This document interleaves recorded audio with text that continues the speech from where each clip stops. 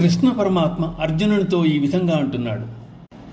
క్లైబ్యం మాస్మగమ పార్థ నైతత్వయుపపద్యతే క్షుద్రం హృదయ దౌర్బల్యం త్యక్తోత్తిష్ఠ పరంతప.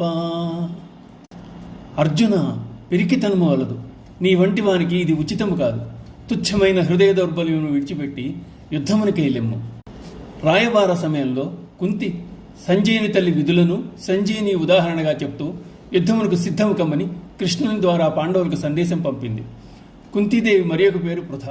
కృష్ణుడు అర్జునుని పార్థ అని సంబోధిస్తూ అతడి తల్లి పంపిన సందేశమును జ్ఞప్తికి తెచ్చి హృదయ దౌర్బల్యం తగదని సూచించాడు.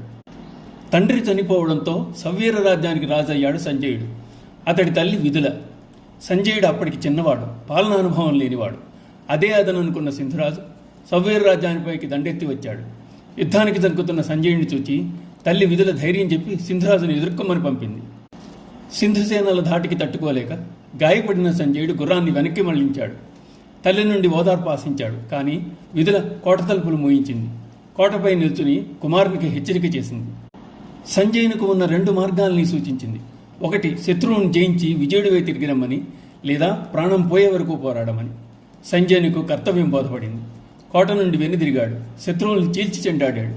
సంజయుని ధాటికి సింధురాజు పలాయనం చిత్తగించాడు. నివాత కవచులు వంటి దానవులనే తెగటార్చిన అర్జునునకు అధైర్యం కూడదని హితవు పలికాడు కృష్ణ పరమాత్మ. సుగుణములలో ధైర్యము నిర్భయత్వం అనేవి ప్రధానమైనవి. ఇవి 2 ఉన్న చోట మిగతా సుగుణములు వాటంతట అవే వచ్చి చేరుతూ ఉంటాయి. కాబట్టి ఎట్టి పరిస్థితుల్లోనూ ధైర్యం కోల్పోరాదు. భగవానుడి గీతలో బోధించింది కూడా నిర్భయత్వము ధైర్యము కలిగి ఉండవాలని. అర్జునుడు ఇదివరలో ఎందరో శత్రువులను తప్పింపజేశాడు. వారందరూ అతడికి బహిశత్రువులు కాగా శోక మోహ మనోదౌర్బల్యములు అతడి అంతఃశత్రువులు కనుక అటువంటి అంతఃశత్రువులను జయించమని అర్జునుని భగవానుడు పరంతప అని సంబోధిస్తున్నాడు.